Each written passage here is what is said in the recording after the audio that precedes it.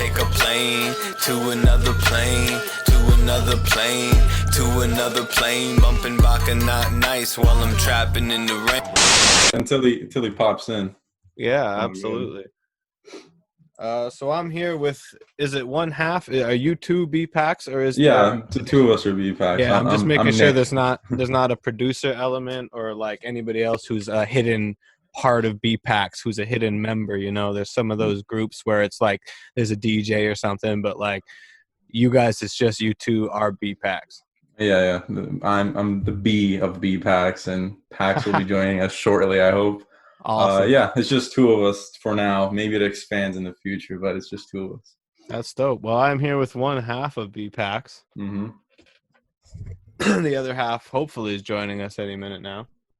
Yeah, but if you maybe want to start, start things off, man, let the people know just a little bit maybe about who you guys are or what you are willing to start with without homie's help. True. Okay, so we're basically the two white kids that came out last year and started performing at every single show, and people are like, "Who the hell are these two kids? Like, they look like they're 16 and 18, but we're not. We're not 16 and 18. We're older than that." Nothing. We just two guys that met in high school, but didn't actually meet up until after high school when I already started making music, and we just started writing together, and then the shows started coming after that and all that.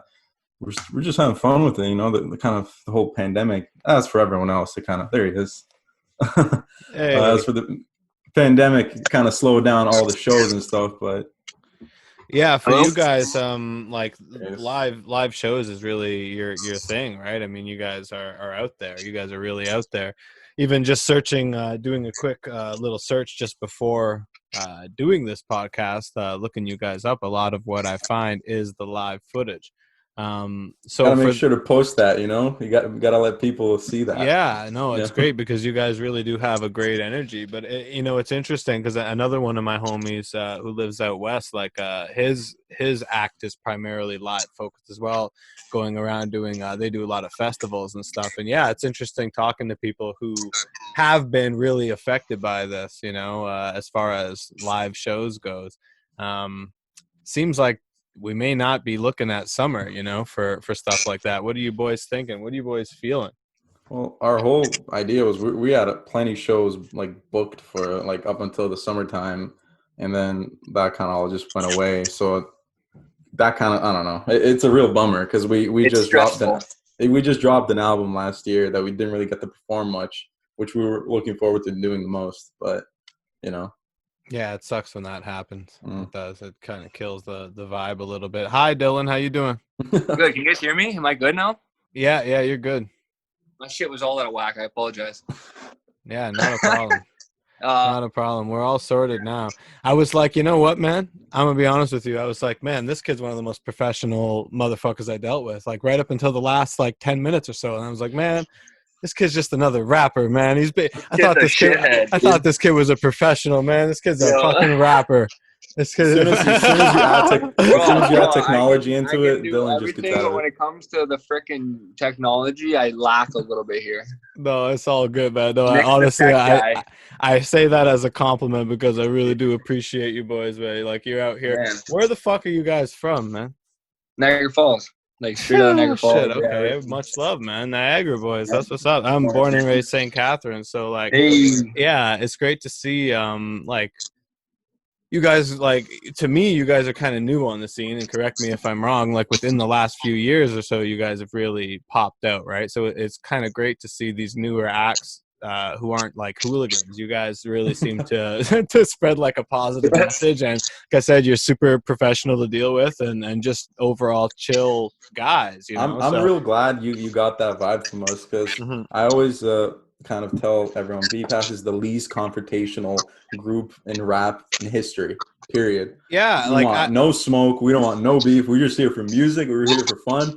Yeah, I'm so with you boys. Yeah, like I've wanted to be spreading that same message with the Choom Gang thing, but it's got the word gang in it, so people automatically like has negative connotations. And then there are a few people who are like affiliated who are kind of goons, and they know who they are, so I'll call them goons. So you boys are goons. so that kind of brings it down a little bit. Well, but you guys have way like, more people, right? That's You the guys thing, are- right? yeah. The message kind of gets convoluted a little bit. I'm sure if we had 10 people, one of them would be a goon as well. You know what I mean? Yeah, probably more, right? Yeah. But you guys keep it focused, man, and I love it. And that's immediately the vibe I got from you boys. And I'm all about that, especially you guys really, the show that I was at, you really brought out the young crowd, and it was really cool to see them turn out for that type of vibe, Mm. Thanks, man. Appreciate you noticing that.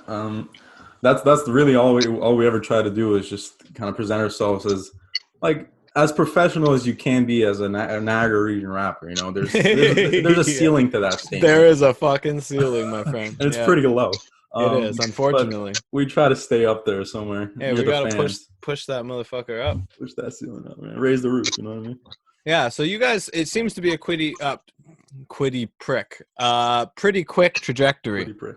Yeah, quitty prick trajectory for you guys. Like, how did you guys go right from kind of getting together, starting to write, and now all of a sudden you guys have like gone out of region and done like a number of shows? Like, so right.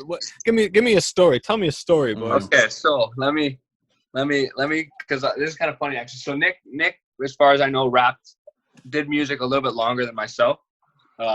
I started in writing poetry, and it kind of stemmed off where I was like, someone was like, maybe you should try putting the poetry onto a beat and roll with it. And I ended up doing that. And then actually an old friend I went to high school with, I was showing him music that I was getting ready to start like using and going to record. And I was kind of starting to get in the scene. And he goes, do you know Nick rapped?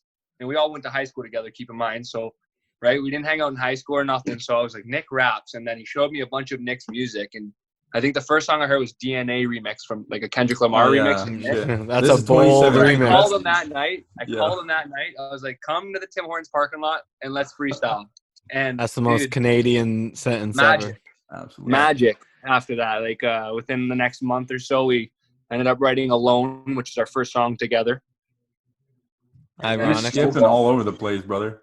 It's no, well, I'm just not gonna give them every single day. It'd take an hour to explain. Well, that's kind of that's part of the idea. We eventually want to touch on all this stuff. So yeah, and then from there, it seems to have gone pretty quickly. So like, how's like that been? At that point through 2017 until the beginning of 2018, it was mostly still just Nick B, me, and then BeePax, Sim, separate artists. But we like wrote a couple songs here and then together just because. We lived. He was the only person. Well, not the only, but he was one of the few people that I met around that time from my city that does rap music. That's not completely ass. So I was like, yeah. I was like, oh man, I'll keep making music with this guy. So it was a good thing. And then by the end of 2017, start of 2018, we're like, well, why not just do a full project together? Which we were still gonna do it just as Nick B and BeePax, but then we're like, man, let's just fucking make it like a group thing right away. Like, right. And we landed with the stupidest name ever, BeePax, just taking half of each's name and sandwiching that. And then we by May 2018, we dropped our first album, and from there, like, skyrocketed because we started doing shows, and then the NMAs that year, and then whatever else happened after that. And then 2019 was the show year. That's when I think what you mean by trajectory is. That's when everyone started, like, not everyone, but like a lot of people started noticing us, and it was a fun time for that. Yeah, I believe it was early 2019. I think it was very early, January maybe 2019, that I saw you boys in St. Catharines, and I was like, oh damn, who is this, right? Like, that was that legendary 12-mile show, right? Yeah, that's the legendary 12 mile. So what's up. Yeah, no, I'm forgetting that I just got connected to you boys through Swish, so you guys know all about that fucking show. Yeah, no, that, I mean, hey, like, I just remember getting there and being like, what the fuck, like, who are all these fucking people? Especially like, oh, they're all BeePax fans. I'm like, who the fuck is BeePax? And then, as the night went on, I started to see like our people show up and shit, like our normal faces. But at first, I'm like, who the fuck are all these people? I've never seen these people at our shows before. We get the same crowds, generally. We do a lot of St. Catharines shows, and we get like generally the same heads. So you kind of recognize them after a while. And this was like a whole different crowd of people. I'm like, who is BeePax, right? So you guys hop on stage and just like have all these fucking people going a little wild. I'm like, okay, this is some fucking good energy here. And then, like, the music was not aggressive in any way. which I really liked, and it was just, you know, all good vibes, and had the people going with those vibes. So I appreciated seeing it. And then, yeah, that's why when all, you know, what are we now, a year and a half later, Swish mentions you guys, and I was like, you know what, I'd like to fucking talk to those boys, because yeah, I don't know too much about you, so it was interesting experience. Damn, I had a question that was leading to, and I lost it. Well, let's go. I am curious, how old are you guys? I just turned 23 yesterday. Okay, so you're not 16 and 18. No. Contrary to popular belief. From some people's perspectives, it's almost the same thing. Yeah, so you guys are you the same age? You went to high school together? Yeah. So what year were you born? 97. 97. Oh, damn. I was born in 90.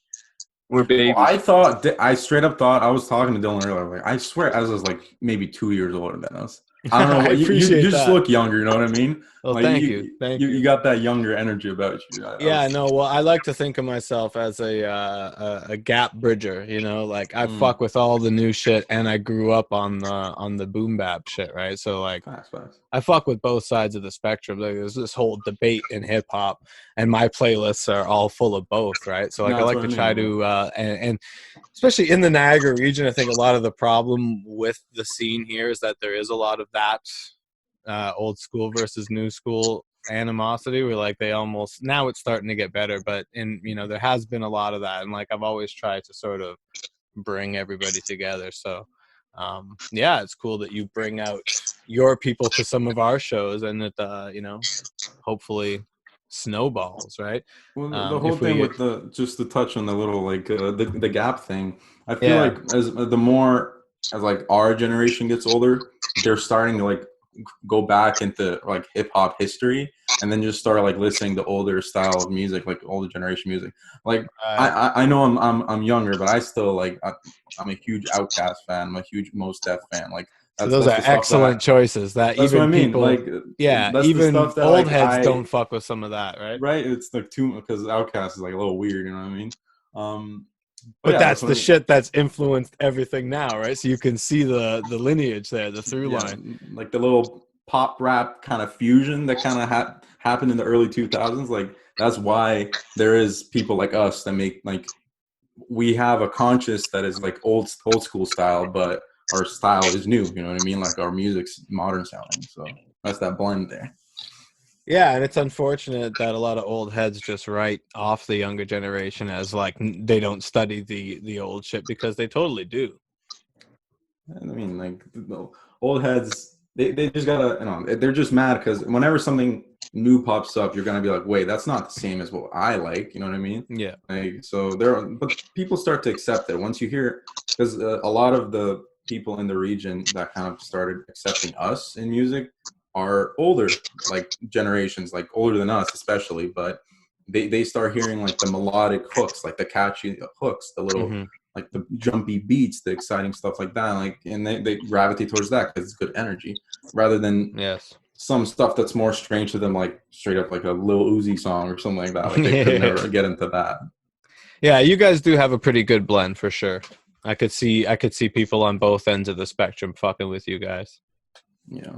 Well, Dylan recalls probably our last track in our first album is straight up a boom bap song, because we wanted like to be people. We actually do this too. Don't forget about that. I love doing that every once in a while. Yeah. You know, just be like, yeah, I can still do it. I could do it. Just throw it back. Yeah, and I love when, you know, some of the new school rappers just randomly hop on an older beat and fucking. Oh, that's always dope to see. Yeah, it's always exciting. Dylan, what's good, bro? I'm just listening. You guys are chatting good. I don't know. I just don't want to interrupt. I don't want to hop in there. Yeah, no, I appreciate you, man. It's just, sometimes these 3-person ones on Zoom can get a little weird, so I just don't want to, exclude nobody. You got anything to add in on the old school versus new school subject? I mean, not necessarily, except the fact that, like, for me personally, I didn't get into a lot of old school rap. I appreciate old school rap. Obviously, it's amazing. It's good stuff. Like, but for me, it was like my artists were like, when I grew up, it was Lil Wayne. It's like people that were newer coming up, the Carter 3, Carter 4. Like, I was just my style. My rapper, Lil Wayne derived. I love that guy. Like, music. And, Lil Wayne's the fucking truth. Talk about a gap bridger, right? That's somebody that a lot of old heads took a while even to come around to him, but you cannot deny Lil Wayne, man. He's one of the greatest of all time. Like, he's got such a history. And even when he was younger, when he was younger, he was big, right? So, like, yeah. I mean, and he had bars. Yes, I mean, and in a way, he was an older generation rapper, but didn't really become Lil Wayne until a certain point. And that's where I kind of picked up my music, and I was kind of like, oh, that'd be fun to do. And I think that's where I started to realize that maybe poetry was a way to enter into it. Because I never even listened to a beat until maybe 2015, 2016, where I was like, oh, okay, let me read this to that, and we'll put it together, right? So that's how I came about music, and I don't really know. Again, I'm not like I love Outkast, but I never really listens to him, so I can't talk on him as much as Nick can, right? That's the big thing with me and Dylan. We have, like, not completely different, but we have different influences in terms of music, which I think is what kind of we benefited from coming together, is the fact that, like, he has, him, like, Lil Wayne, Eminem, 50, I feel like, right? You listen to 50. Yeah.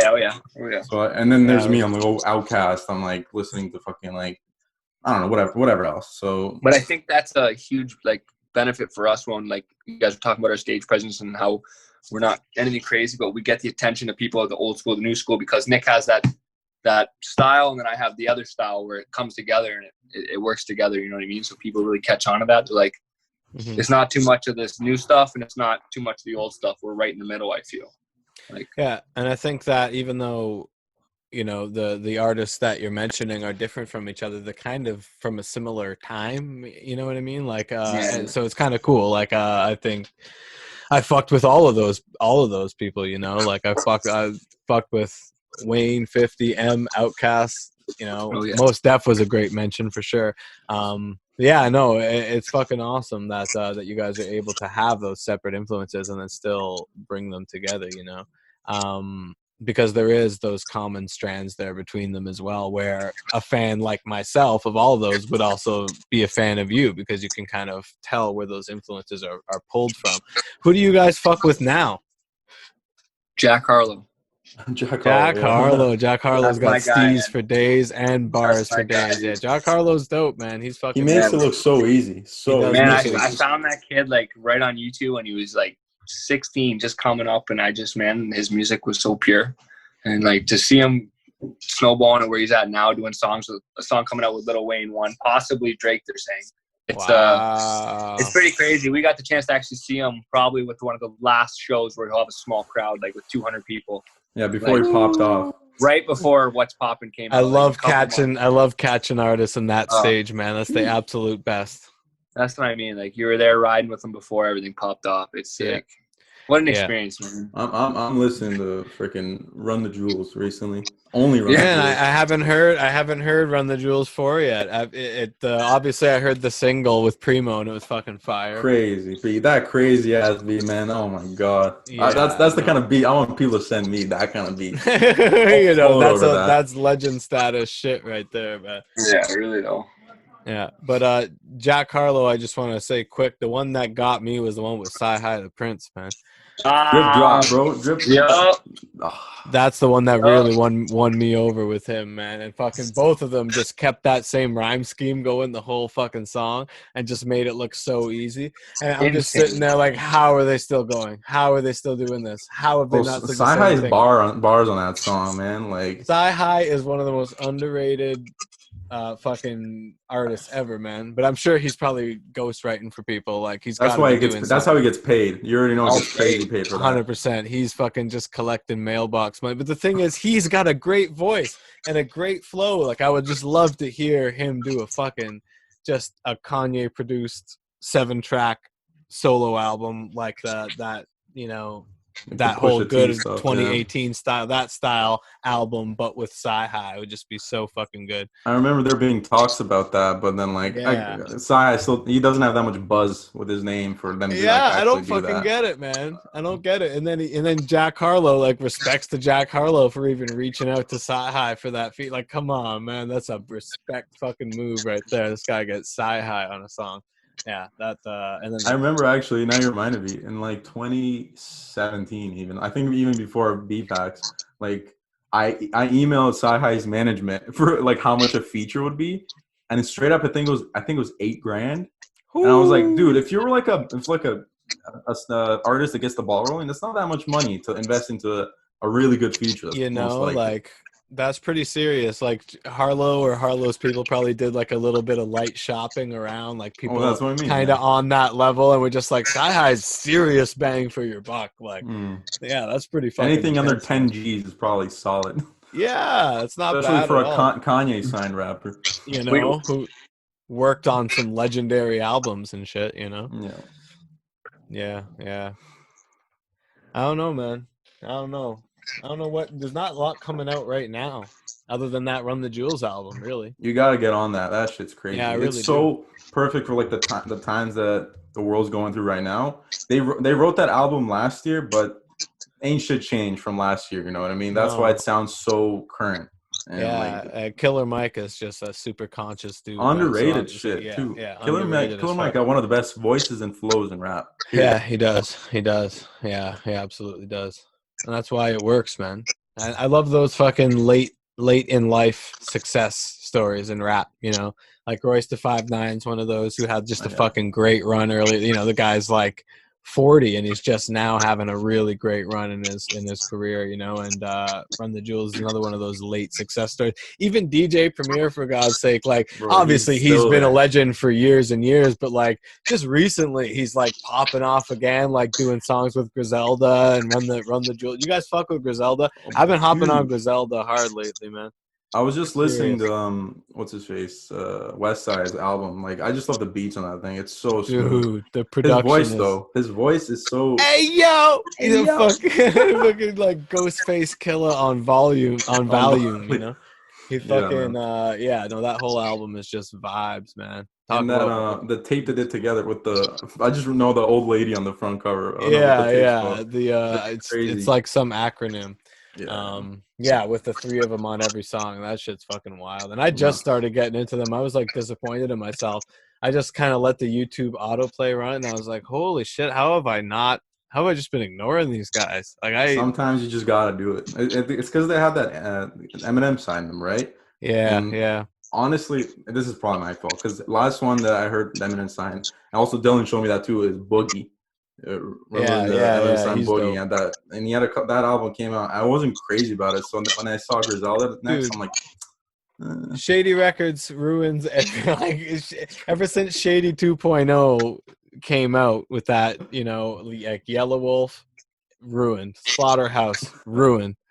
What was the one you just mentioned? Fucking Boogie, ruined.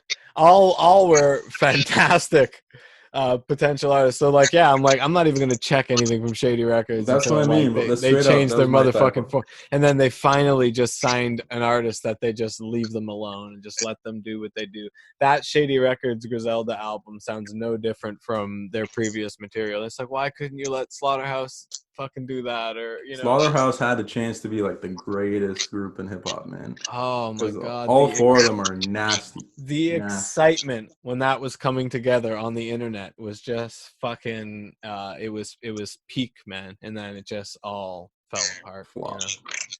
Yeah, but now Joe Budden's a great podcaster, so shouts out to Joe Budden. Made more money off of podcasting than he ever made in rap, and so good for him. Nope. Yeah. I'm headed for that myself, man. I'm headed I've made very little off either, but you know, I'm headed for that Joe Budden territory on the Niagara level at this point. So shouts out to Joe Budden. Damn, so Niagara Falls your whole lives, eh? It's a fucking interesting area to grow up. I actually didn't even grow up in Niagara Falls. So I'm talking again. Dylan, I swear I gotta get you to say something. No, I just didn't grow up in Niagara Falls. I was born here, lived in my homeland of Serbia for the first 10 years of my life. Moved here in 2010, and then since then I've been here. But so I grew up in born here and then moved back here. Yeah, it's kind of bouncing back. Okay, I got you. Cool. All right, that's what's up. So, okay, then back to Dylan then, man. How does being from Niagara Falls influence your, let's say, your poetry? You know, how, like, it's interesting that you started with poetry. It doesn't. Niagara Falls actually. Niagara Falls, there's not much inspiration in the falls for me. Like, there's not a lot here to pick off of. It's just more like I went through a lot of things when I was a kid with family stuff, and I kind of realized that I have a problem with going to people. I'd rather write it down and get it off my chest. So I found that going to the paper and with pen and pad, that was my way to vent everything out. So I attached myself to it rather than to people, and I was able to get my emotions out on paper. So that's why I really got into poetry, because I found a release there. Like, I found a place to let myself go and kind of, free a little bit, get a little free.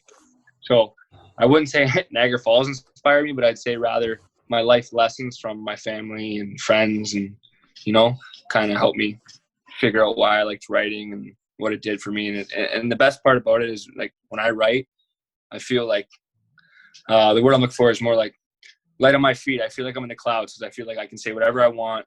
No one can say anything to me, obviously. You know what I mean? Keeping it in the right lines if I put it out in public, right? So these days, yeah, especially. That's beautiful though, man. I really do appreciate that. And where you're from doesn't necessarily have to influence your art. It does in many cases, but it doesn't necessarily have to. It could just be your more immediate circle, even than that, right? Yeah, like I couldn't like if you look at like Kendrick Lamar and all these rappers from like the States, where like it's like they grew up with hardship and they talk about it in their music. Right? I can't relate to that because I can't say I grew up in that kind of hardship, but I've had my own ways of learning lessons and figuring things out and putting it on paper. But these guys, like those guys, like they learned from where they grew up how to be who they are, right? Like I don't think Niagara Falls really has anything to do with why I write or what it has to do with my writing. I think it's more of like family, friends, life lessons, I to add on to that, I feel like I'm the same thing with Niagara Falls, because really all the Niagara Falls is for us is like, oh yeah, we went to school here, and then we work. Like, it's not much of like a deep city connection with like the culture of the city, because I think that's what happens with tourist-based cities, is that it's all like come and go. A lot of different people come and leave, and then you don't get to actually have like a huge community here. Maybe we're just out of this community and we don't really get it. Yeah, but like as actually listening to your music, you definitely shout out like where you're from, especially on the last Swish song. You might start calling it the It's. Like, I hear that, like, and it's different. Like when I want to mention the Falls, it's kind of like it doesn't like feel that way, but it's more so just like the personal experiences. You've experienced it in the city and all that, but it's not necessarily attached to a geographical location. You know what I mean? Yeah, no, absolutely. And that makes perfect sense of it being a tourist location as well, because that's very much the idea, is it is a transient spot. Yeah, no, for me, shouting out where I'm from is more so because for so long I've been doing it here, and that's essentially where all my supporters are for the most part, so it's it does end up becoming a big part of what I do. However, you obviously, spent a lot of your life not even in this country, so I imagine it would even be less of a personal attachment for you. Do your experiences overseas influence your music or art at all? It's mostly like, I feel Western music didn't really reach, like, especially Serbia, and until like the last maybe like 10 years ish. Like, yeah, we had Eminem and 50 Cent. That was like big over there because it was Everybody big worldwide, did, right? Yeah. Not even like Wayne wasn't even a huge thing there. Maybe unless one or two singles, when you think of how huge Wayne was here. But I just kind of like saying like, oh yeah, growing up here, I have a different perspective of like how kids struggle here and how kids struggle over there. It's much more of like a rougher environment, I would say, over there, especially in the 2000s, compared to a nice little suburb area in the Falls where your house is $500,000, that kind of shit. But maybe that influences me a little bit, maybe more so as a person than my music. But I feel like that's one of those things that pops up as you get older. Who knows? Yeah, that makes sense. So what would your prime influences be then? Just as far as let's focus on music specifically. Like, you guys, from what I've heard, are making a lot of music that could appeal to a very broad audience. So like a lot of very relatable stuff, being left on red, stuff like that, right? So that, a lot of this stuff doesn't come from direct personal experience, the same way that it would have, Dylan, in your poetry, for example, but in obviously a more lighthearted way. Are you asking me like where my influence came? Or are you asking Nick still?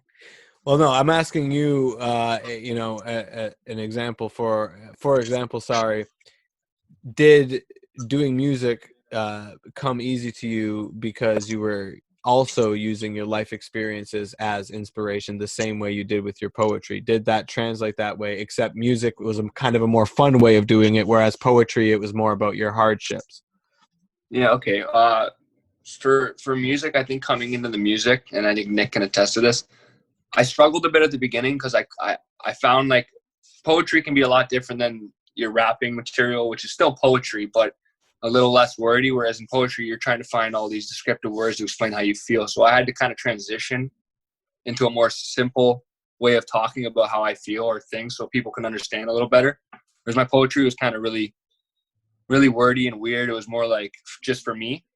Okay. So when I started rapping with Nick, my writing kind of had to shift. And if you listen to Outer Space, like the album, and then you go through how our new album, you can listen to me specifically and see how different I've changed in that last 2 years, because I started off somewhere else and I kind of had to learn. And I got to shout out Nick. Like I learned a lot from Nick because I came to Nick and learned a lot of music from him because he rapped before me, right? So for me, coming in to a musical area where Nick's already experienced that I'm new. That OG status, you know what I mean? Yeah, like I learned a lot from Nick and the people I listened to, right? Because before it was just free words on paper without a beat. But Nick had the experience to, like, ask Nick. He still makes fun of this day. I have trouble counting fucking bars because I never did, right? I got friends like that. Why don't you try rapping or try putting your poetry to music? And that's when I was kind of like, oh, maybe it'd be cool. And then I fell in love with it slowly. And now I'm not saying I've hit my spot, but I'm definitely on the rise up of, getting better, getting more experience and being more comfortable with what I say and in my flow patterns. Like you can see how much difference I've made in the last 2 years. Right. So it's the personal experience.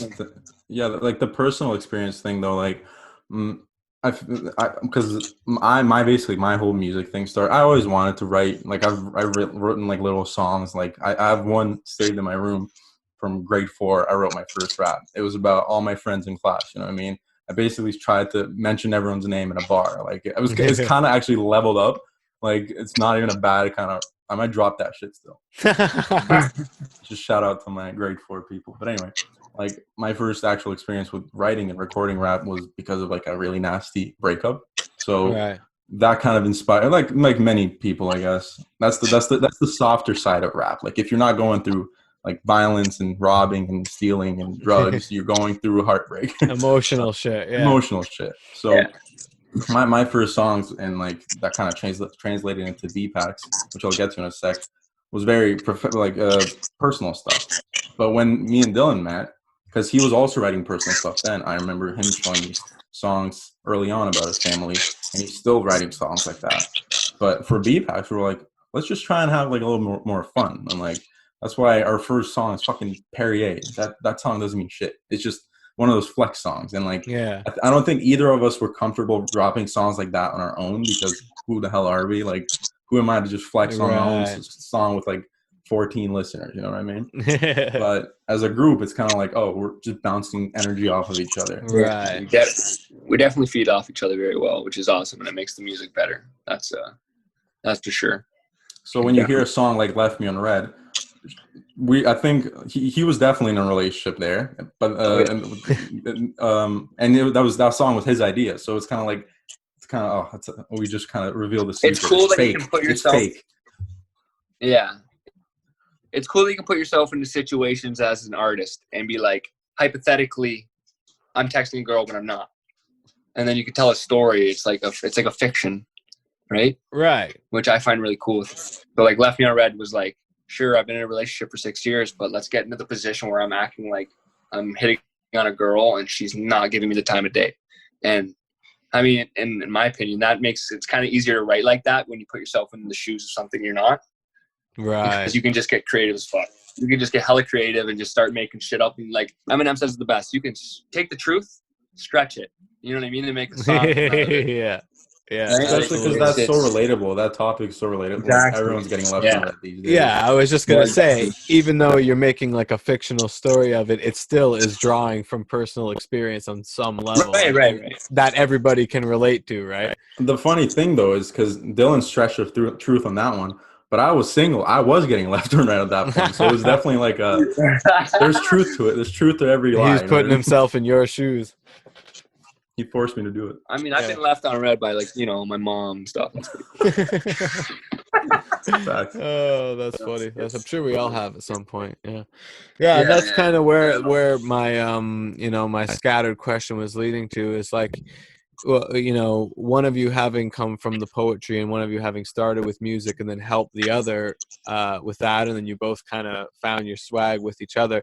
How comfortable were you guys when it came to then translating that to on-stage performances, which then turned real successful? Like, it's kind of an interesting journey, right? To go from like the real personal stuff to like, okay, we can swag out a little bit, to okay, now we can like kind of bounce off each other, and now we're fucking on stage jumping around for all these people, especially for someone who is into poetry. Oh, this question is for both of you. Well, here's actually where this interesting thing. So he shouted out me for helping him with the writing. He actually helped me with the stage thing. We're both kind of like eccentric people. We're not like shy or anything, but during our first couple of shows, he was definitely the more confident one. He was up front more and like kind of engaging the crowd, where I was just kind of like, I don't want to mess up my lyrics. What if they hear me mess up? But no one gives a shit. But so he kind of gave me the confidence to like, instead of him being in front, it was kind of both of us at some point. And that's kind of like, he definitely helped out there with that. Awesome. Yeah, man. So Dylan, had you had any prior experience with performing for people before then? Yeah, actually, I grew up and I wanted my original decision for what I wanted to do when I got older was to be an actor, but I didn't follow through with that. Obviously, that was just a young thought. So I did a lot of drama when I was younger, and I did a lot of like stand-up performances in front of people on stage. And I love being the center of attention points. I mean, over time, it's kind of changed in certain ways, but yeah. So like, I was almost ready. No. Watching or today or today, us like that's. Dylan, you're disconnecting a little bit, bro. Oh shit, we're freezing up. Yo, fix your 3G Wi-Fi, dog. 2020, come on. Get on the 5G. That's why we were all locked down. That's what. Yeah, there you go. Don't start. Don't start. No, I'm not in that camp. Oh man. I don't know what camp I'm in, but it's not that one. I think what he was gonna say is that he definitely like got into the whole drama thing from school, and then got more comfortable by like actually being in front of people. Whereas my only performance was I was serving at the time, and then you have to kind of perform when you're serving people. You know what I mean? That whole thing. Yeah. Oh, that's I guess that does translate. So it's interesting. You know how, like doing drama and stuff like that, it would just kind of be an icebreaker for like not having any sort of fear. I found like the first time for me performing, like I just really wanted to do it. Was that Yeah, you were chopping up there. Jesus Christ! Oh, damn, man. I thought I had shitty Wi-Fi. My bad. That's weird. I think you're back. You're gonna have to do some editing on this one. I was kind of sounded cool though. Yeah. I was gonna say drama and like doing drama is like rapping is basically acting. You know what I mean? Yeah, totally. Like I hate to say it, but everyone's lying in their verses a little bit. So, especially when you're trying to be on like tough on stage and like yell at people. That's kind of it's acting. a performance, right? It's a performance, absolutely. And like I learned a lot from just going to a lot of rap shows too. Yeah, it's a different experience, and it's cool. Yeah, you can see where different people draw their performance abilities from. So it's interesting that somebody whose prior experience was doing drama in school would be able to take that fearlessness of performing in front of people and then turn that into performing at a club, doing rap. So it's pretty fucking dope. Dylan, I think you're back and okay now. So if you wanted to kind of reiterate a little bit what you had said there. I was saying, I find it like for the first performance, especially, a lot easier in general to memorize a line of just talking rather than a whole rap of you singing and doing flows and different kind of styles. You know what I mean? Like, it's easier for me to get up, say a rehearsed set of lines to you than it was for me to get up there and rap my song to you, because again, you gotta have breath control, you gotta have your flow, you gotta make sure you're nailing all the notes.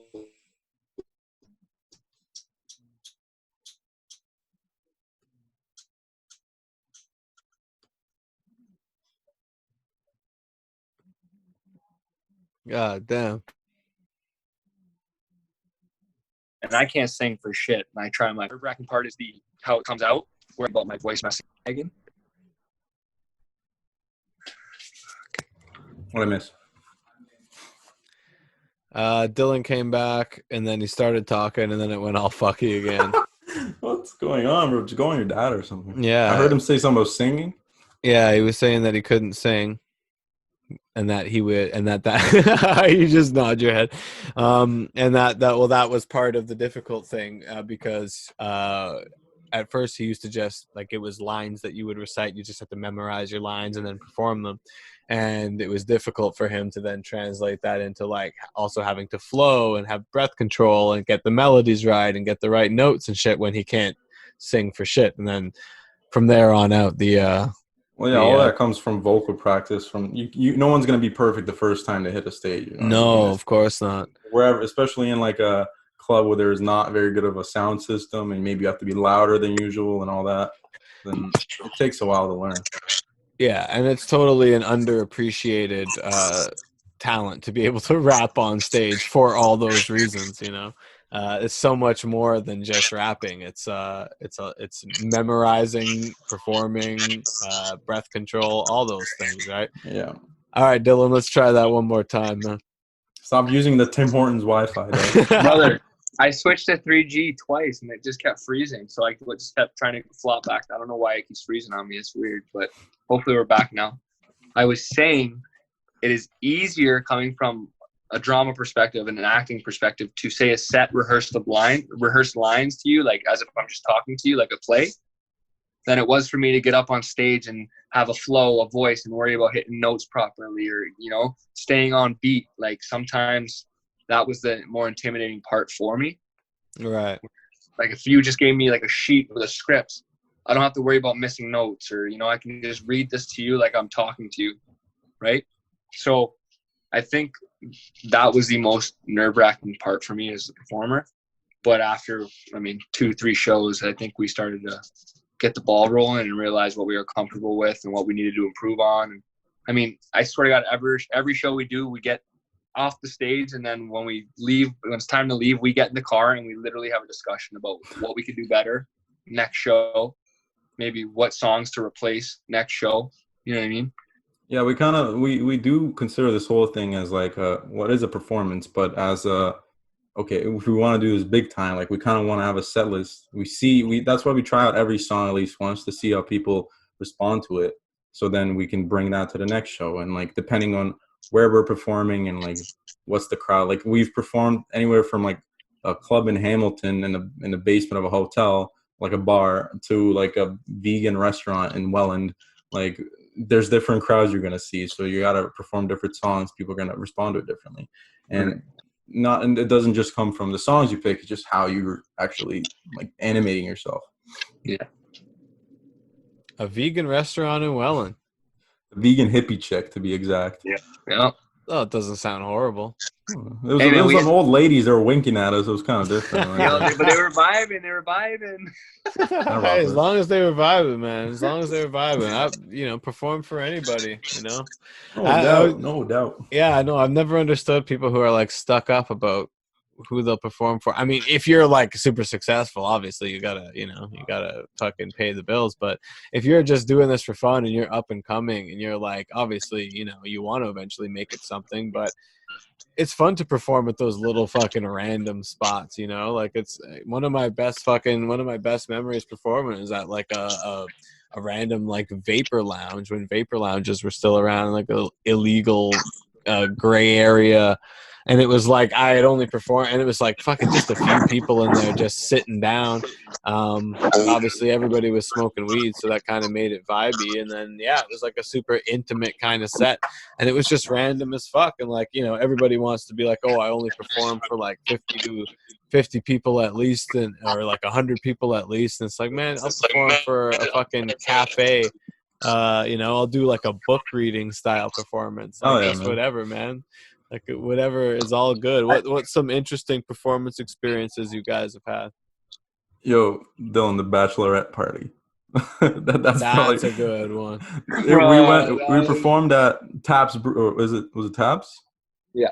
Yeah, it was a Taps Brew House in Niagara. We performed there, and we were told there wasn't gonna be many people there, but there was a bachelorette party. There was like 5 or 6 girls there, and it's when you notice there's just a particular group and no one else, you kind of make it all about them, Right. Like, oh, come on stage, all that. And it's just hilarious. Like just the clips that come from that. It's just 2 kids fucking rapping. I was in like a weird gray polo shirt, way too tight.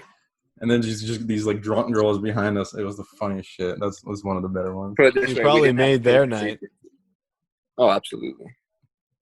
Yeah. I mean, it was fun. I honestly, I think those smaller crowds though, like when you do a show for like a tinier crowd, I find that the following you get grows faster because you can get more, like you said, you can get more intimate with that crowd. Yes.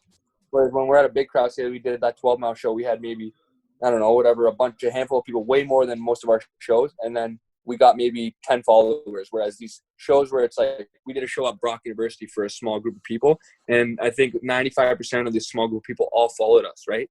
Right. So, absolutely. Because they want to be able to say, I was 10 feet away from that person, Right. So they're going to be supporters and now. Like when you make those. Yeah, those small. I just find those small shows are the ones where you find the real fans, like the ones that are going to stick along and listen to your music actually as time goes on. Whereas the big crowds, they hear you, they're like sick, they're still having a good time. Next part of the night, move on, right? Yeah, 100%, 100%, and people really do take that for granted. So it's good that you appreciate that. Yeah. Cool. Yeah, I think probably most of our fan base with Choom Gang is probably people from small shows that we did, honestly. Like, we fucking had shows where, like, the headliner was like, fuck this, I don't want to do this show. And we're like, we'll still do it. People are fucking, it's like we just take the headlining spot, like, fuck it, Absolutely. Yeah, I don't care. And those are the people that stick with you for sure. I find the music definitely resonates to a smaller crowd. There's really no show that like you can do. Oh, at least we haven't noticed it yet. That it's like, oh, this isn't good enough. Whatever. Like we can that kind of separates a good performer from a bad one. If you can engage 5 or 100 or 200 people the same way, then you're doing it right. And I think that's what we try to sharpen every single time we hop on stage. Mind you, next time we get on stage, we're gonna forget everything we ever did, because it's gonna be next year, next summer. Too long of a wait. Yeah. I know. Well, hey, it'll be an even playing field. Yeah, everybody will be in the same boat, so you'll be all right. The fucking crowds will forget how to rock to a show too, so everybody will be getting used to it. It's gonna be weird, man. It's gonna be a weird fucking experience, this re-emerging into the world. Real talk, though, you got to take a positive out of this situation, because a lot of artists that we listen to, and not only ourselves, are gonna have so much new material. Like, that's true. The amount of material that's going to come out 2021 with all the professional artists, like our favorite artists, your favorite artists, they're going to have material on material on material. And then as small artists, we're going to have material, because what else can we do but work, write, and sit at home? Because you can't, you know what I mean? Like, yep. There's a plus to it. It's really shitty, but there's a plus to it. It's true. It sucks for the live show part, but it's great for the content creation part. Exactly. And you can really, really take the time to sit down. It's not like you're rushing out a project anymore. You really have time to sit down and be like, okay, I could fix this and that. And I could, so, I mean, I take it as a positive. Like you can't look at things negatively because I find you get stuck, right? You just No, gotta keep rolling. 100%. And yeah, I mean, like I said, even playing field, right? Like nobody has people over their shoulder being or in their ear trying to direct them to what, like everybody's like kind of DIYing it right now, you know? Like even fucking even like fucking people on television are DIYing it. They're doing TV shows from home and shit. So it's like they're doing shit that's not much different from literally what we're doing right now. So when it comes to music, it's kind of the same thing, right? The artists who are truly creatives are going to take this time to create, whereas the ones who kind of rely on the machine of whatever their deal is are kind of fucked, right? So you're really going to see who the artists are and who the creatives are when that bunch of new material does come out later this year, early next year. It's gonna be fucking awesome. Well, you'll also see like who's dedicated and who's not. Like Yeah. I'm sure I understand not everyone has like the money to spend to buy equipment like for like a home studio. Like I just recently sacrificed a lot of money to purchase myself a mic. I got a new laptop. I got a bunch of stuff coming so I can Good start for doing you, it man. at home. Yeah, man, it's a big one. I'm a big advocate of that. I tell everybody to do it. I just had to try it because you never know, like if a studio is gonna ever open up again, or there's gonna be another studio. So you kind of like this time kind of forced everyone to learn some new skills, I'd say, and you'll see at the end of it like who's still around. You know what I mean? Yeah, absolutely. It's that dedication, right? Like a lot of people probably did just say fuck it in your shoes, and you said, "Nah, I'm gonna get myself set up so that if this happens again in the future, I can still do my shit," you know? I was lucky because aside from BeePax, like both Dylan and I have solo albums and songs out. Mid quarantine, Dylan released his first album, which is huge for him. Like, so clearly the ball was still rolling there. And I released a single that ended up being my biggest song yet. Like, so shit keeps going, even though the show stopped. But it's all really up to how you market yourself and how you manage your time and all that.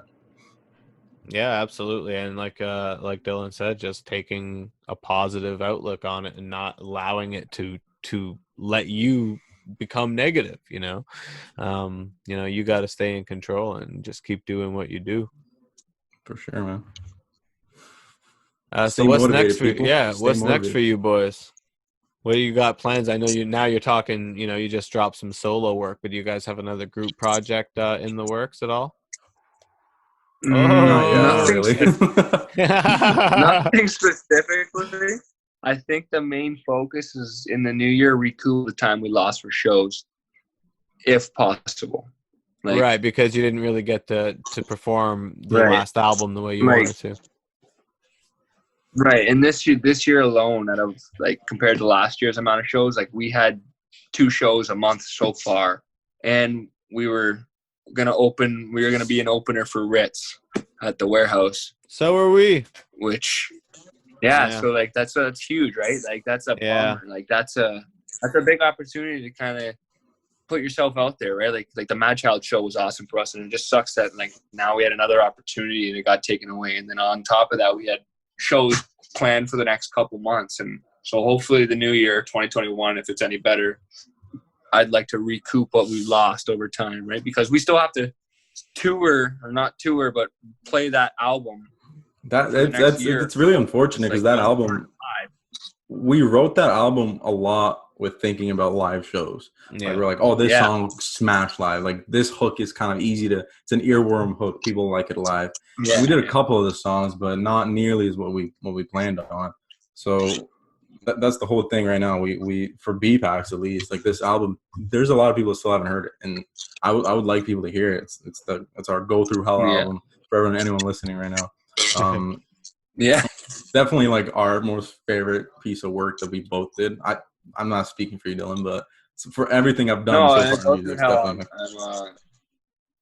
I think we bring the best out in each other. So I would say Go Through Hell is probably one of the strongest things.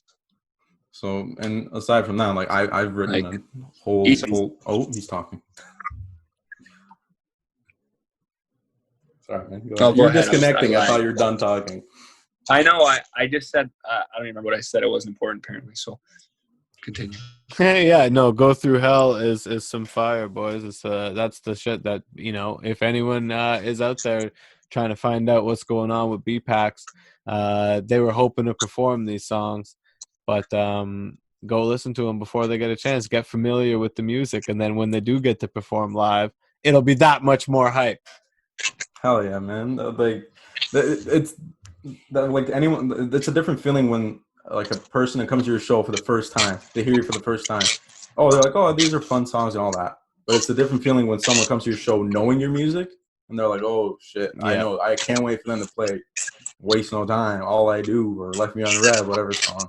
Yeah. So, When the beat starts and the crowd cheers, it's like, oh shit, they know what's up. Yeah, that's it's feeling. exciting. So, I you know, cry, so bro. hopefully that's the positive that ends up coming out of the fact that it didn't really roll out the way that you guys planned. But yeah, I'll help run some promo for you boys for this album, and let's get it into people's ears that those earworms are already planted by the time they see you guys live. Appreciate that, man. Thank you. Yeah, really. Seriously, a lot. Yeah, absolutely. So let the people know where they can find you.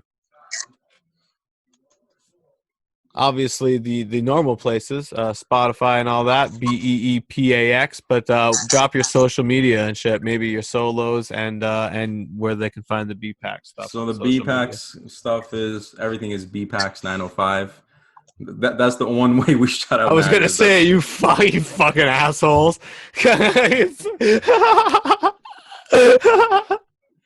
okay, all right. Let me reel back. We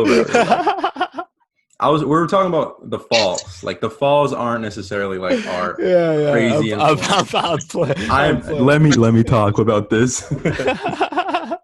with the region though, like as much as like some people like to knock the region for whatever reason. I myself have knocked a lot of the region just as jokes wise. You have to.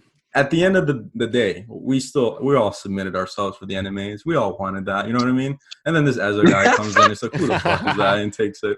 But I'm kidding. But yeah, man, BeePax 905 is Instagram, Twitter, all that stuff. My Nick Bezos is on Instagram. NICKBEZUS. Dylan, I don't know what social media you use. BeePax music, baby. Well, that's gonna be confusing because everyone's gonna be like, "Didn't you just say BeePax?" Yeah, there's BeePax and DPax, and it gets confusing. But you can catch Dylan on MySpace. Yeah, facts. Hey. Dylan's still there. Literally at this point, because I'm so bad with technology, like next to social media guy for BeePax. But the thing is, you find one of our social medias, you'll find everything there that you need to find. Yeah. That's it. And then people know where to look for music, so just search BeePax, man. It's up in the That's title. the most important part. Yeah, you don't need my selfies, bro. You just need you need Go Through Hell. You don't need to go through hell. You need the album. Hey man, we all gotta go through hell at some point. Well, yeah, actually, that's true. You do need to go through hell. That's the concept right there. Yeah, no, real talk. So we'll end it on that. But let me say, I really do appreciate you boys, and the technology chopped things up a little bit there, but it was a great conversation. So and thank you boys for coming out. And again, everything you guys do, the energy that you guys put out there, and your whole message, I gotta say, I really appreciate. So keep doing everything you're doing. Thanks for having us, bro. Appreciate that. Yeah, thanks a lot. Seriously. Yeah, thanks a lot, guys, and we'll keep talking. We'll Shout get some out, shows together 100%. once this whole bullshit's over. We'll get some shows going. Much love. About to take a plane to another plane, to another plane, to another plane, bumping back and not nice while I'm trapping in the rain.